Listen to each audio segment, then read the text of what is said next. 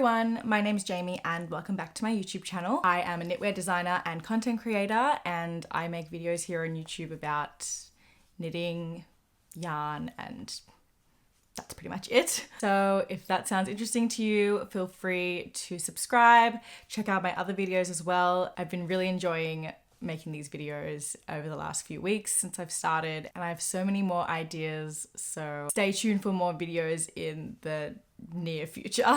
I do want to apologize that I haven't uploaded in probably like close to 2 weeks once this video actually goes up. Just had a really busy time lately in my life outside of doing this, so I just haven't had enough time to film and edit and produce an entire video in this last week or so. So I've been basically just filming random clips that are knitting related, and that's what this video is going to be. It's just going to be an accumulation of a few different things, kind of like a knitting vlog, I guess. I'm going to be drinking my coffee. It's already getting cold, so I might just be drinking it quite a bit at the start of this video. But yeah, I've already filmed a lot of clips, so at this point in time, I don't really know what order things are going to go in, so I guess I'll just talk about some things and then we'll see where these clips end up. Not me totally forgetting to just say yeah, the video's starting now, let's start the vlog. I'm literally so lazy, I'm not even putting this on my tripod. But yeah, enjoy this random accumulation of clips. They're not cohesive at all. I'm sorry. Okay, I'm about to get stuck into some pattern writing today. I've already started writing this pattern, but I am in the middle of working on all the charts for the cables. So the pattern I'm currently working on is the Chunky Magnolia vest, which is, yeah, it's like a chunky vest version of my original Magnolia top pattern, which was the hobby collaboration that I did, and it was more of a t-shirt vibe, and this is a vest, and I think it looks really cool. I made this a while ago and just didn't have time to write the pattern before I went to Europe, so I'm getting stuck in now, and I just need to put on some music and get into full chart mode, because it's been a few days since I worked on it, so I feel like it's going to take a second for me to kind of remember what my thought process was and what I was doing. So yeah, and I've only done a few sizes and I have to get up to 5XL, so it's gonna be interesting. I use a website called Stitch Fiddle to make my charts for my patterns, and it's a really great website. Yeah, you can make copies so that you don't have to continuously redo the charts from scratch, so you can make a copy and then just make the adjustments. So that's kind of how I go about things. So currently I've done, I need to do the I need to do the front for size medium. So I've done size extra small and small, got to do the front for size medium, and then all I've got to do is large, extra large, 2XL, 3XL, 4XL, and 5XL. So it's going to be maybe a long day, but hopefully we can get on a roll and hopefully get through these charts in one day.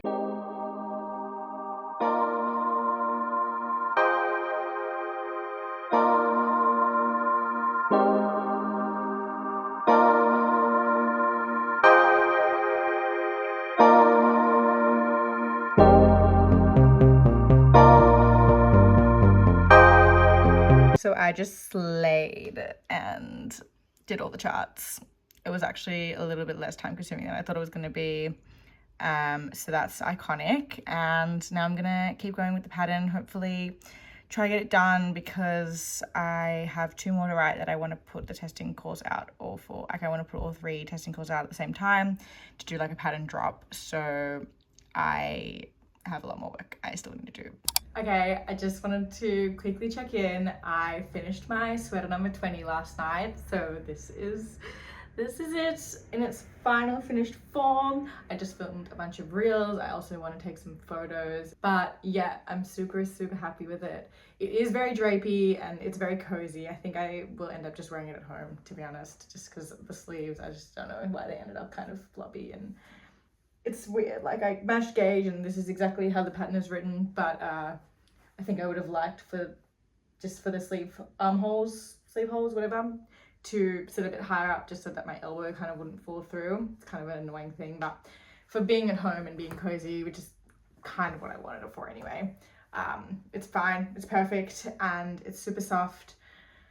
and I'm just obsessed. I don't think I'm gonna take it off. Super excited about finishing this. Finally, last night I just was like, you know what, I'm just gonna do it. I'm just gonna finish this thing once and for all. Yeah, that's pretty much it. Just wanted to check in and show you a finished object. Very exciting. Over the weekend, I was out in Mount Martha just for a night, and I knew that there was a yarn store in Frankston that I had been wanting to go to. It opened up, I think, earlier this year, so it's pretty new, but I'd been wanting to go there for a while. It's just Frankston's not particularly close to where I live. I'm in like southeast Melbourne, so like I'm closer to Frankston than if you lived in like north side or like even just like further out like towards Geelong, obviously, but it's still not particularly close to me. I don't go down that way very often unless I'm kind of like going on holiday or like taking a day trip or something down to the peninsula. So because I was out in Mount Martha, for reasons I can't bother explaining, but I was there and I had some time to go to this yarn store called Loom and Spindle in Frankston. It's actually a yarn store cafe, and I'll get to that. But I decided I'm going to take this opportunity, even though I really cannot afford more yarn at the moment. Like, it's not good. So I really can't afford yarn, but I really want to go. So I just thought, we'll see what happens and I'll deal with the consequences later. Potentially not the most responsible decision I've ever made, but that's okay. So I went and I'm glad I did. My wallet's not so glad, but I am glad because the yarn I got was beautiful. The store was beautiful. I got there maybe like 20 minutes before it closed, so I couldn't spend a lot of time there. I guess the downside is it's open from like 10 till 3.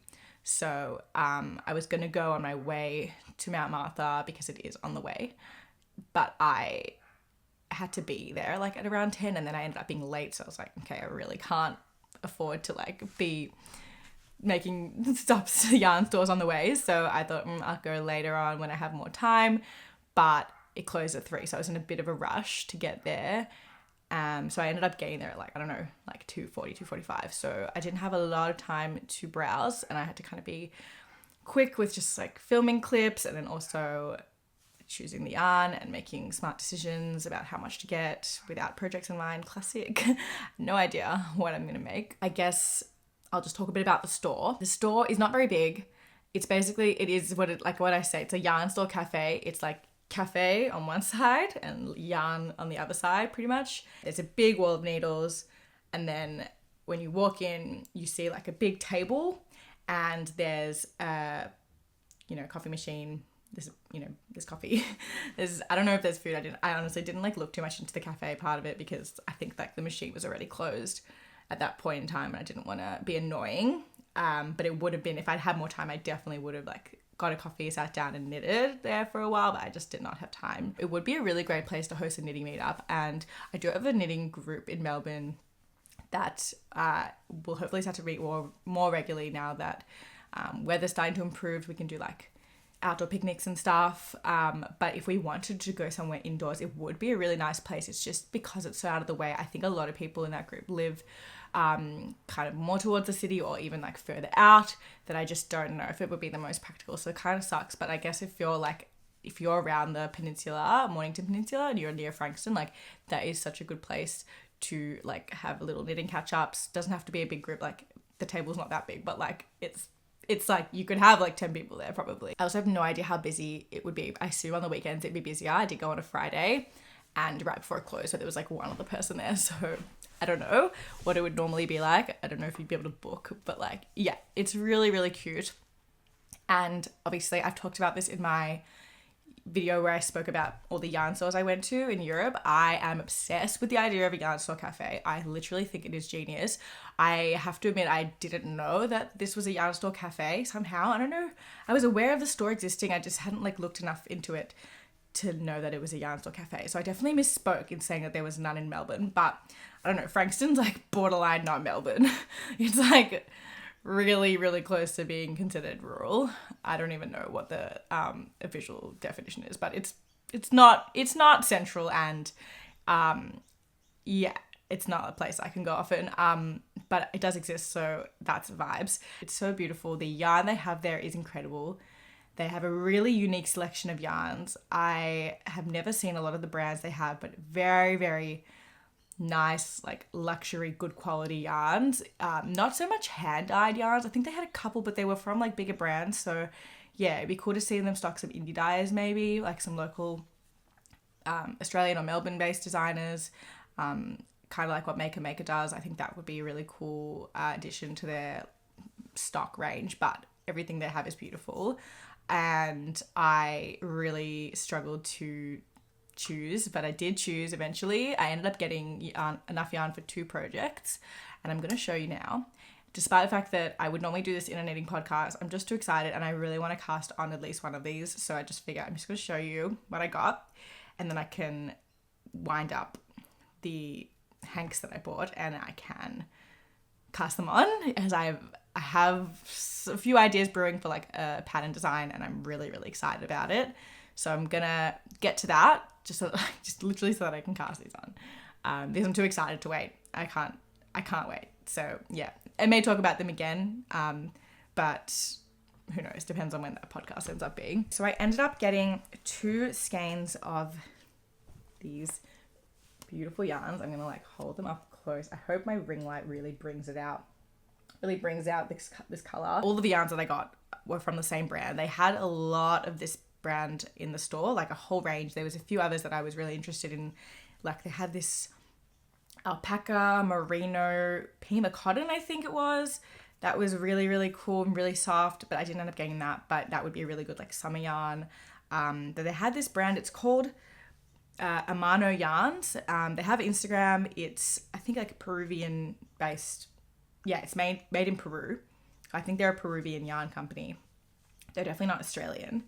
And yeah, so I got 2 different yarns. I'll show you the first one. This one is called Yana. It's 100% fine Highland wool, and it's from Peru, so it's Peruvian wool, which I love. I think like Wool and the Gang also have Peruvian wool. It's just so soft and beautiful. The colors they stock are incredible. Like, it was so hard for me to pick. I wanted to just put a whole lot of yarns of colors together and make something colorful, but it was too expensive to buy like a sweater quantity. I can't say sweater in like an Australian accent. It like doesn't sound right. So yeah, I couldn't get I just couldn't afford it. So I ended up only getting 2 because I believe that will be enough to make like a vest. Fingers crossed. Worst case, I can just like order more online, but I really don't want to have to, because this was 39 Australian dollars a skein, which is a lot.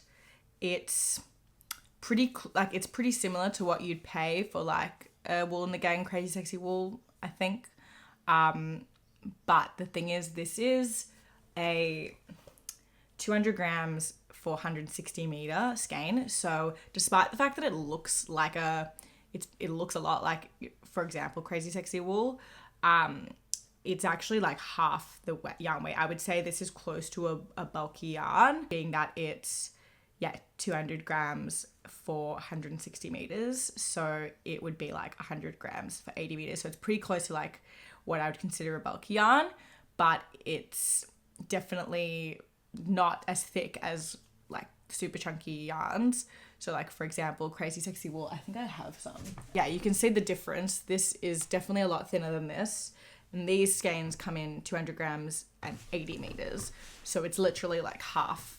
Like this is like double the thickness. These actually look really cute together though. But yeah, so you could hold this double to get the same thickness, but you just economically, it just makes no sense, because you'd be paying the same amount for half the amount of yarn, and then you'd have to buy so much more to be able to like get the same garment. So I wouldn't recommend like using this for super chunky patterns that call for like, for example, Wool and the Gang, or like Malabrigo Rasta, or the wool from you know where, etc. Like, I think you wouldn't, it would just, unless you have the budget for it, it just wouldn't make sense. But for bulky weight patterns, which there are many, and I plan on running one, you could definitely use this. So I'm excited, because I don't really think I have a bulky weight roving yarn. And this color, I haven't seen it before. I've seen a lot of like sage greens, and also like a lot of dark greens, like the emerald one that I showed you. This is like a mint green. I think that is what it's called. It just has a number 1322, but I think on the website, I think it was mint green or something like that. And it's literally mint green. It's so gorgeous. I'm on a green kick at the moment. I've been making so much green stuff. I've been using a lot of green. I don't know if you've noticed, but I have. And that's really fine with me. I'm like, it's all about green and orange at the moment. Like I basically just alternate between green, orange, and then like I'm always using pink. But like the moment my kind of phase that I'm in is definitely green and orange. So I'm really, really excited to cast this on. I think I'm going to do something like a textured vest. It's going to have to be a vest. It's not going to be enough for anything else. But I'm not sure kind of how... I imagine it to be kind of more of an oversized vest, but I just don't think I have enough yarn. So I don't know, maybe I'll just figure something out. Like, I really don't want to have to buy another skein because that's crazy expensive, and I just, yeah, like, I don't know, but I might have to. So we'll see. But I imagine a really cool textured vest. I'm thinking potentially a hurdle stitch. I'm going to look through my stitch book and just like remind myself of all the like textured stitches that I've highlighted and haven't used. So yeah, I just think that the text just like, I love doing textured knits on roving yarn. I think it shows up really well, especially on lighter yarns like this. So I'm really excited, but I'm excited to kind of experiment with the new stitch that I haven't used yet already. So yep. So for the other project that I have still not decided yet, let me know if you have any ideas for what I should make with this. But basically I got 4 skeins of their Uma yarn, also from Amano Yarns, and I will show you all the 4 colors that I got. But basically it's a 37% baby suri, 37% super kid mohair, and 26% mulberry silk. So like, I don't know if you've heard of a combination of yarns that sounds softer than that. I guess if they had some alpaca in there, that would take the cake, but this yarn is insanely soft, and I am so excited because I just don't think I've used a fluffy yarn this soft in a while, other than like Melta Baby Suri. But this is a, I guess, I don't know, I'm really bad with yarn weights, but like a lace weight, like, I don't know. So basically it's 25 grams for 210 meters. So yeah, I feel like that's a lace weight. Yeah, I think so. So it's pretty typical for a mohair. It's just some mohair come in like 50 gram skeins. So this is 25. And I got 4 colors, and so I got 4 colors. These are the 4. I'm like twisting my arms. I'll do like each of them like super up close so you can see. This one is, I think, probably like a very, very close, it's very similar to the green yarn that I got. I think it would probably be like the same colorway, just looks slightly lighter on this yarn. And then yeah, this matches my top. As you can see, it also is like almost identical to my cheese yarn from Ching Fiber. It's like almost exactly the same. I might actually hold them up together so you can see. But yeah, this is this gorgeous orange. As I said, I'm in an orange phase at the moment. So I would never normally think to put these 4 colors together, like blue. This is like a I don't even know if it's definitely more on the purple side, but I feel like it's definitely in between a purple and a pink, and I cannot think of the name of the shade. Like I can't think of what I would... Yeah, it's such an interesting color. I can't really put my finger on what this color is. Not like a magenta, maybe, I don't know.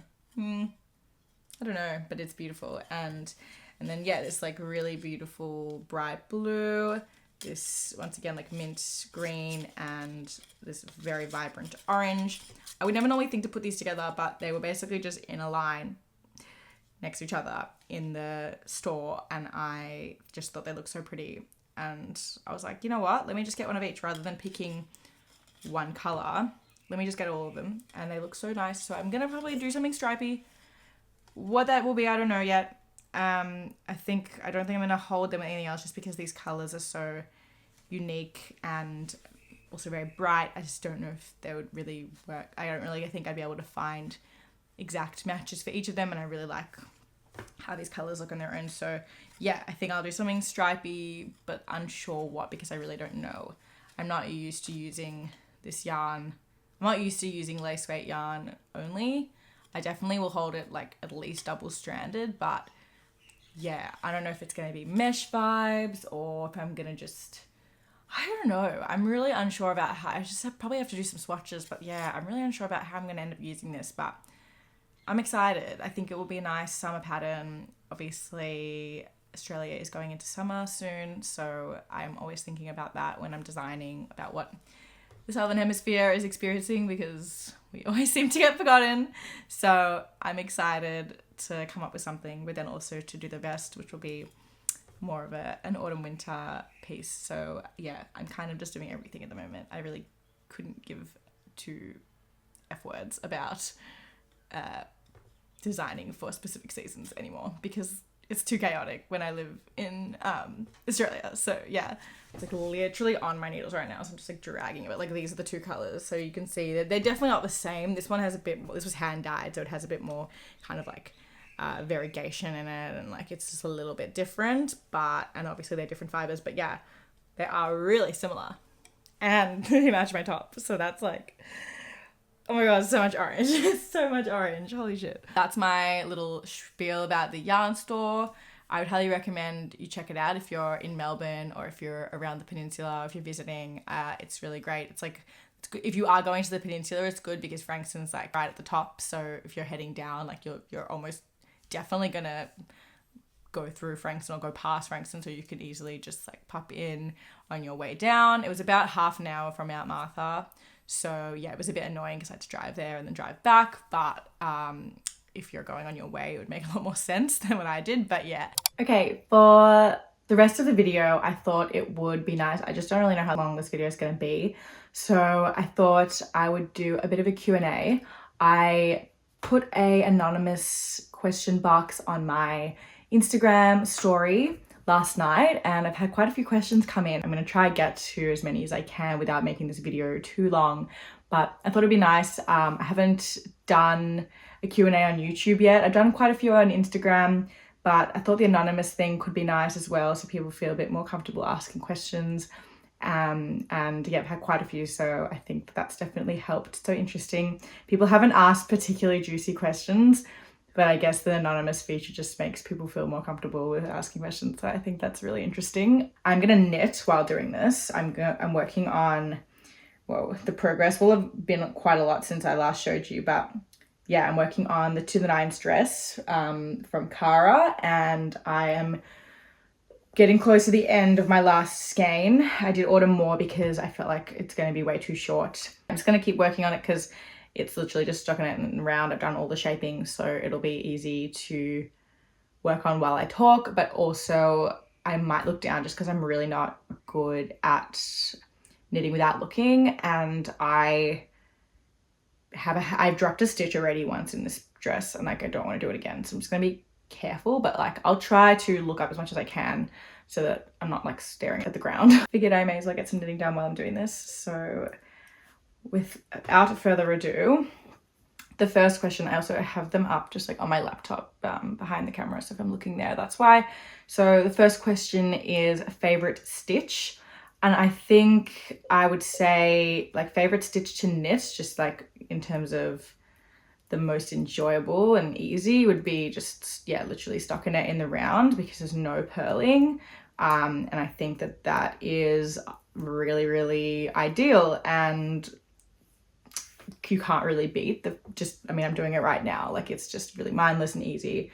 But I would say kind of favorite stitch that's like not just stockinette, like something a bit more interesting, like favorite stitch that I've kind of done in terms of how it looks and just, yeah, I'd probably say probably the waffle stitch. I use that for the Love of Waffles cardigan, and that was a really fun stitching it up, not difficult, and I just think it looks so nice. Just realized I didn't have my microphone plugged in, so I've just plugged it in now, so if the sound sounds a bit different, that's why. Next question is favorite yarn brands. I definitely have a few. They change all the time. Like I'm always finding new brands I love. So I reckon my favorite yarn brands would probably be Wool and the Gang. I've only started really purchasing from them quite recently. I've always known about them, but the shipping just takes ages. So I didn't purchase from them for a while, but I have started doing I do batches basically. I don't really do small orders just because it does take a while and it's kind of annoying. And it's not so cheap. So I'd rather just do bigger orders. So yeah, I've got another one coming soon, but really love Wool and the Gang. I've not used any yarn from them that I've disliked. And I really like Malabrigo as well. I've been getting more into their yarns recently. I'm a big fan of Hobby yarns. I really want to try more of their yarns. I feel like I always stick to kind of like my few favorites. Like I just use Diviner like all the time because it's just so good. And I really like that kind of yarn. It's like there's quite a few dupes for it, but that one I really like. So yeah, Hobby would be a fave. And then also Ching Fiber, which I literally never shut up about these days. I just love her yarn, especially like if you're looking for hand-dyed yarn. Her colorways are perfect. Like I just have never been disappointed. I'm trying to think what else, just like overall brands, because obviously I have like specific yarns that I like, but when I just think about like brands in general, like just the general, like they have to have like quite a few yarns that I've enjoyed. So those would probably be my favorites that I can think of. And then there's a bunch of Australian brands I really like as well that do kind of like kits and chunky yarn and that kind of thing, but it's all in Australia and it's Australian wool, so it's a lot easier to get for us. So those are Love Spool Knits, Knitato, and Cardigan. They're all great and all have really good kits and are very beginner friendly. So those are also some faves that I really enjoy and are a bit more local. Okay, favorite thing I've made. I would really have to go through my Instagram and like look back, but I'll just say like, okay, my favorite pattern I've written, oh, it's so hard. I think I'd have to say any of the happy hour designs. I really love the stitch. I love how it works up. I think it's gorgeous. I'm like a big fan of my own design. That's probably my favorite like pattern I've written. In terms of favorite thing I've made, I mean, right now, all I can think of is my sweater number 20, which you've already seen in this video because I just love it. But I feel like I've made a lot of things and like I don't really know if I can actually think of one on the top of my head that is my favorite I've ever made. Like, I also don't know, did I say my For the Love of Waffles cardigan? I really love that as well. That's probably one of my favorite patterns I've done. I wear it all the time. So I don't know though, it's so hard. Yeah, I can't think. I mean, I'm literally thinking about just like this year, but I've been knitting for so long. It's really, really difficult to choose. So I don't know. Oh, I have so many favorites. I actually just can't. There was this one cardigan I did I can't even remember when I knitted it. Yeah, I think it was early last year. And it was this incredible rainbow cardigan. I used like 16 colors or something for that cardigan. It was all in Fisherman's Rib. I did actually sell it at, I think it was my last market that I did earlier this year.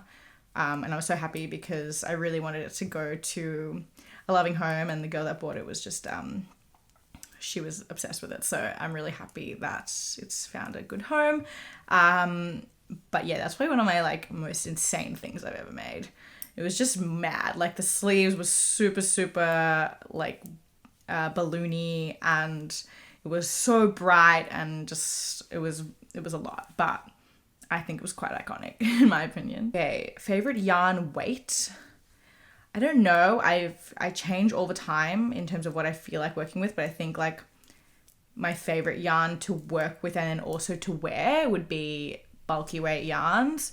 I just think it's like I really enjoy working with 8mm needles, and I feel like bulky yarns is the perfect yarn weight for 8mm needles. And then when you're wearing it, it's not too heavy, it's not too thick, and sometimes it can just be a lot. I really love chunky yarns because they're super quick to work with. I work with a lot of really soft ones, and I really like wearing them when it's cold, but I think that sometimes it's not as practical. And then smaller yarn weights are nice, but I can get annoyed and impatient with them. So yeah, I feel like bulky weight is my favorite. Okay, this question is long, so I'm just gonna have to like read it because yeah, I think it's a really interesting question. So someone asked, how do you deal with the pressure of designing something original?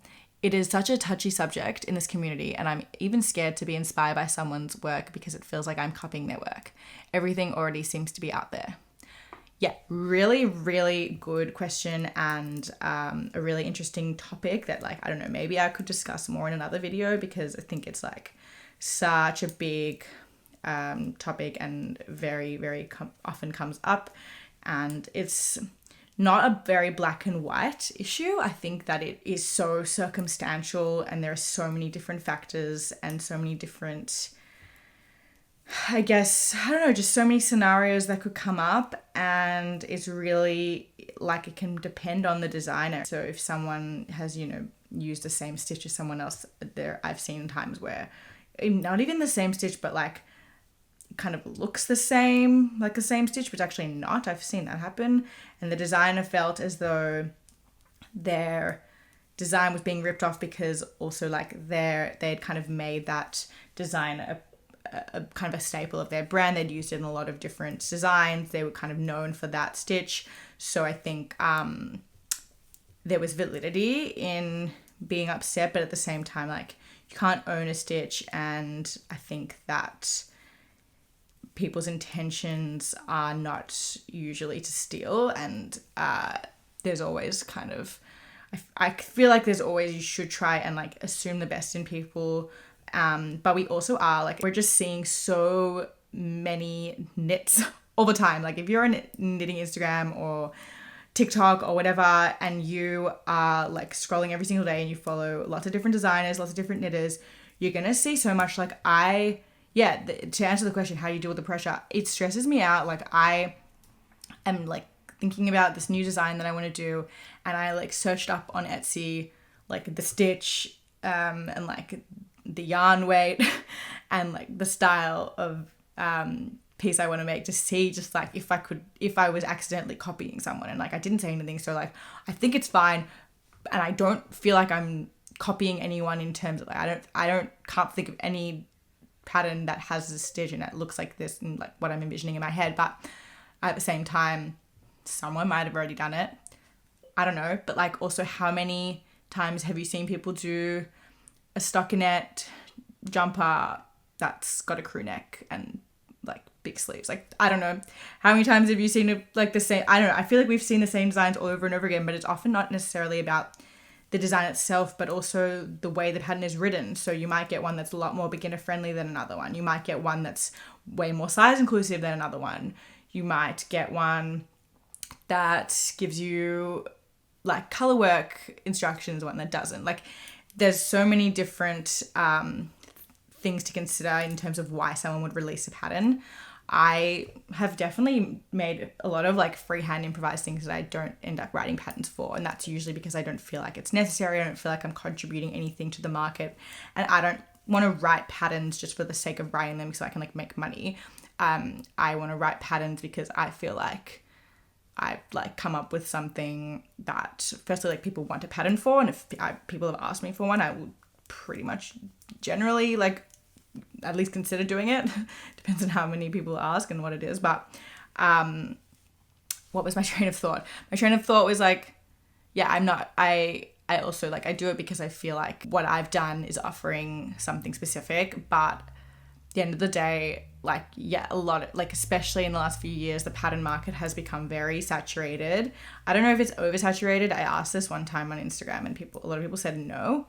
Whereas I felt like it definitely was. I felt like it was so much harder, I guess, to even get like a super successful pattern release, like not even just like a viral pattern, but like one that like is doing really well that everyone wants to make, because there's so many pattern releases now, you can't even keep up. Like almost every day I'm seeing patterns being released, which is just amazing. And it's so great that so many people are designing, and also that there's I guess been a demand for patterns, but with an oversaturation, I guess the demand goes down because more people are going to be buying different patterns. And it's like, yeah, when you have more choice, you're less likely to buy, like it's less likely that everyone's going to buy the same thing. So I think that has been a challenge in terms of just figuring out like, do I want to just be releasing patterns every other week, or, which I literally don't do and cannot do, I don't know how people do that, but or do I want to just make sure that what I'm releasing is like intentional? And I've kind of landed on that. Like I'm not like, I don't overdo it. And when I get an idea that I'm really excited about, I usually just go for it. And yeah, but oh my God, I actually so much more to say about this. Maybe I'll do another video on this because I literally have I have too many thoughts and I can't really process them all right now in this short video, but that's my general answer. Okay, completely unrelated. This next question is, do you like reading, and if so, what genre? I guess the answer is no, I don't read. Like, I've never been a reader. I have ADHD, so I really struggle with that. I struggle with reading books. I struggled with doing my readings for uni. I don't struggle with reading my phone, but that's, you know, also like I don't read like long articles. Like, I don't know. I just struggle with reading long things that are like all like written by one person and about the same thing. So that's, yeah. I wish I was a reader. I just am not. I've tried to get into audiobooks, and I still intend on trying to. I just kind of like never know what book I want to read, like what genre. Like, I don't know. I don't really know what I'm into. I know what genre I'm into when it comes to TV shows. But with books, I'm really not sure. But I think audiobooks is a good option because I like to knit and listen, and I always need to have like content while I'm knitting. I need like entertainment, audio, like at least just like something playing. If not, I'm watching something. But yeah, I don't really know. But the thing is, the reason I said I don't know, like the answer is definitely no. I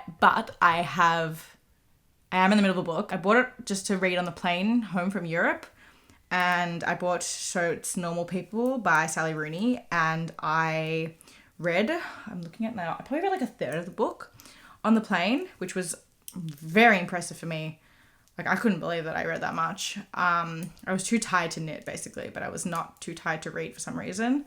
But I've chosen not to continue reading it until because I'm going away next week with my boyfriend for 2 days, like 2 nights, and we're not going to have reception, and we're basically just going to be like doing nothing. So I want to read it while I'm there, and I don't have like any other entertainment really. That's why I haven't continued reading it, because it is a really quick read, so I wanted to save it. I am trying to get more into reading because I do understand and appreciate the value of it, but it's not something that fits into my lifestyle. I feel like I replace kind of most people's like reading time with like knitting time. So yeah, maybe audiobooks is the way to go. Another juicy question. So someone asked, what issues have you seen within the knitting community? I haven't thought too much about my answer for this, so I don't really think I'm going to give anything super juicy and exciting. But I also, the fact that nothing really comes to mind immediately is a good thing. I think that overall, over the past couple of years that I've been immersed in the online knitting community, at least, I haven't really picked up any like major issues. And that is really rare, I think, with online spaces, especially, that like it's a generally very positive space. I think, I mean, I don't want to get too like specific into specific things that have happened, because there are obviously things that have happened that I have issues with for various reasons, but they are like they're involving specific people, and they don't reflect the community as a whole, in my opinion. And so I don't feel like that's fair to kind of use those examples as an answer to the question of issues I've seen with the community. So I don't know. I can't really answer this question, but maybe I guess just that.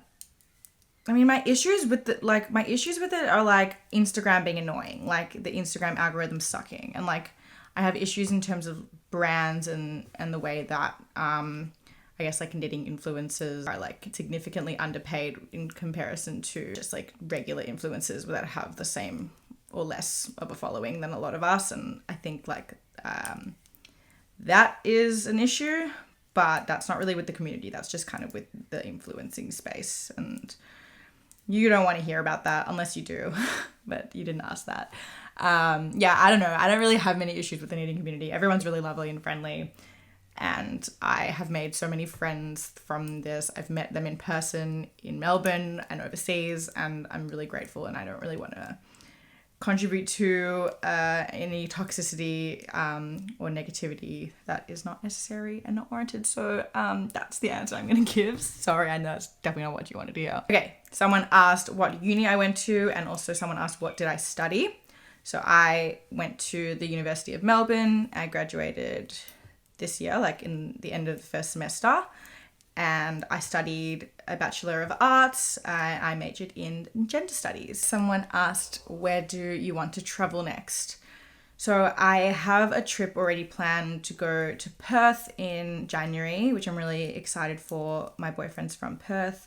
He lives in Melbourne now, but he wanted to go visit his family, and so I'm going with him, and I'm gonna get to see Perth. I haven't been there in so long, so I'm very excited. And we're also gonna go down south, so I get to see all the beautiful beaches down there. So that's gonna be really nice. But in terms of going outside of Australia, I don't have any immediate plans because I am broke after Europe and just, can't afford it. But I really did want to, I still do want to go to New Zealand. Initially I was like, I'm gonna go in October. Don't know with what money I thought I would have to go and do that. I probably could do it, but then I just have literally no money left. And I am it's October now and I'm not in a headspace where I want to be traveling overseas and doing a full trip again. I was I'll go for a few weeks, but I miss traveling, but I'm still settling back into being at home. I've only been home for a month and I don't know why I thought that I would want to go away. So I'm glad I didn't actually plan that trip in the end. But I definitely still really want to go to New Zealand. It's so weird. I'm from Australia and I've never been to New Zealand. I have friends from New Zealand. My parents are actually going in January, so kind of rude that they are not taking me with them, but it's okay.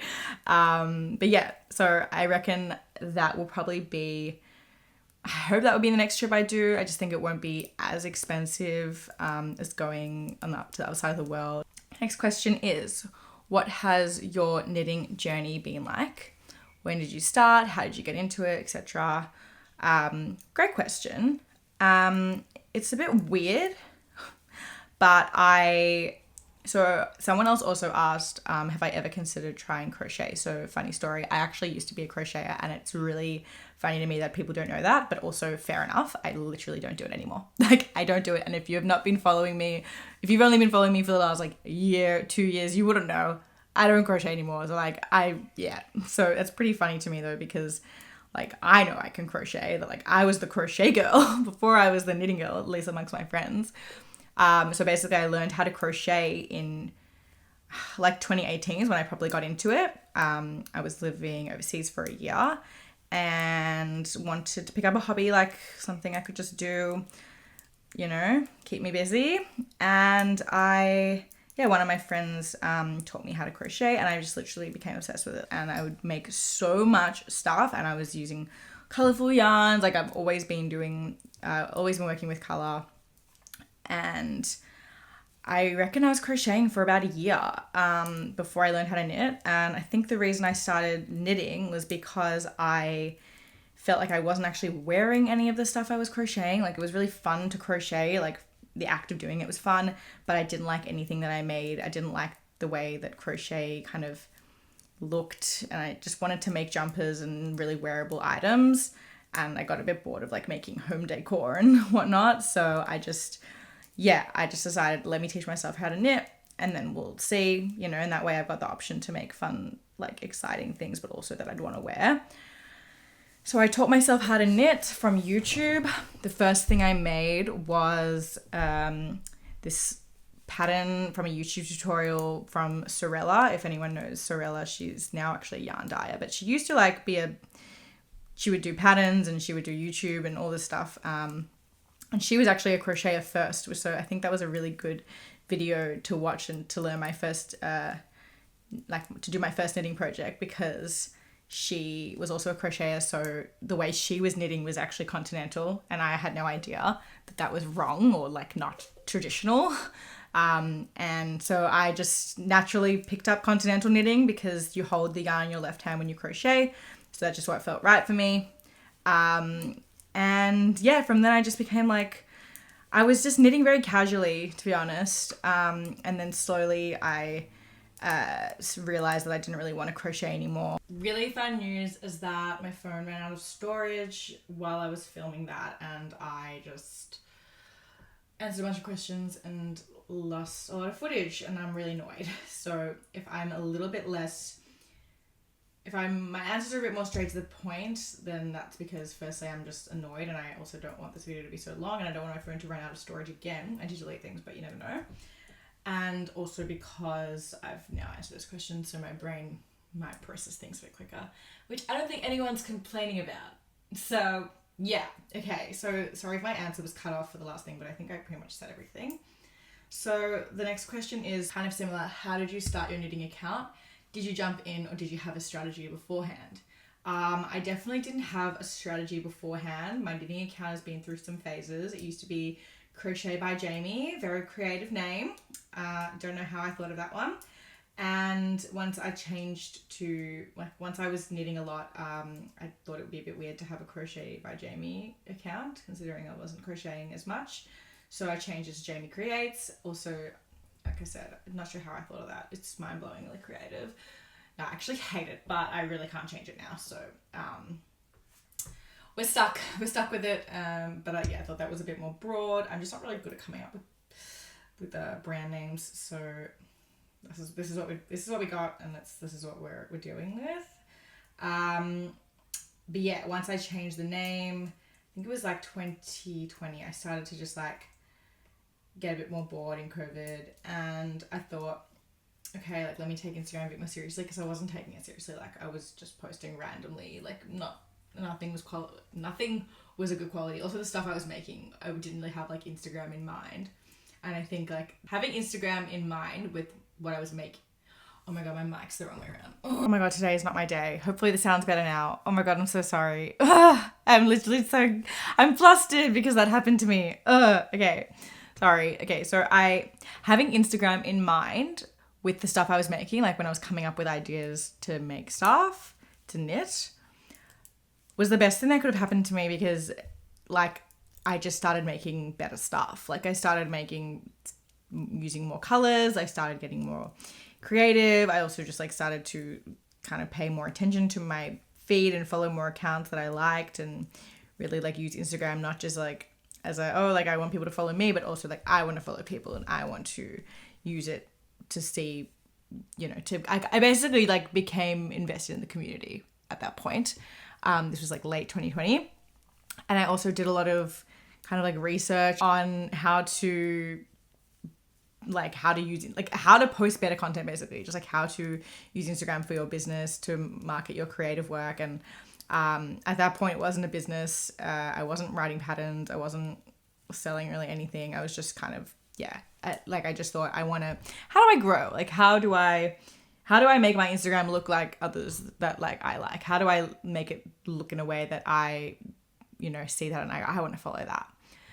So yeah, I started using more colors, and like really just started paying more attention to like the photos I was taking, and taking more photos, making more content, like just really thinking about it more. And from there I started to grow. I really did start to see a difference. It was not because I started to use all these other strategies, in terms of the algorithm. It was literally just like make good content and people will follow you. And that's pretty much how it happened. It's also like make shareable content, like make stuff that people want to share. I also did like test knits, which I think would have helped a little bit, but that's probably like, I think just the content I was sharing was good. Someone else asked how long did it take you to build up a following? So kind of building up from that question. I think I gained 1,000 followers in like December or January, like either December 2020 or January 2021. I can't remember, but it was over that summer. And then I think I hit 10K in July 2021. So between 1 and 10,000, it was about 6 months. And then I'm currently 46,000. I think I hit 40,000 in March this year. So this year's definitely been slower. I think I hit 20,000 in November. I think between July and November was like a huge jump for me to go from 10 to 20. And then, between November and March, I went from 20 to 40. So that was also insane. I think over like the pre-Christmas, like Black Friday period, it was beyond insane. The algorithm was doing me way too many favors. Yeah, that's kind of how long. So now I'm growing at a much less intensely overwhelming rate, which is also good because it is kind of like, it's overwhelming when you go from having a small amount to all of a sudden having a lot, and like you really don't have a lot of time to kind of process what that means and what kind of responsibility I guess that gives you with having like a bigger platform, and like the expectations that come with that. So yeah, I'm glad that I'm growing a bit slow now, so I feel like I can kind of just settle into like, this is where we're at. I mean, obviously I always want to, you always want to grow and reach new people, and that's very important when running a business, but yeah, that's not my main goal anymore. Okay, I'm going to keep running out of storage. Apparently, I don't know what is going on. I think it's because I went to the Billie Eilish concert and I have so many videos from that. So we're going to have to do some serious work on my storage. But there were a few other questions. I'm just going to answer them quickly. So yeah, Italy is my favorite country in Europe. And my star sign, someone asked, I am a Virgo sun, a Taurus moon, a Pisces rising. I think that was all. So yeah, okay, I'm going to quickly wrap up this video. Thank you so much for watching. Hope the chaotic mess of this video was not too chaotic for you and that you enjoyed it.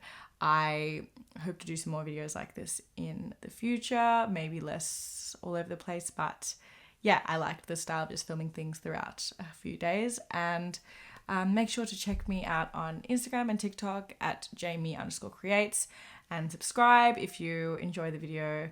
Check out my other videos as well. And I really need to finish this because I'm really nervous about my storage. So yeah, I'll see you in the next one.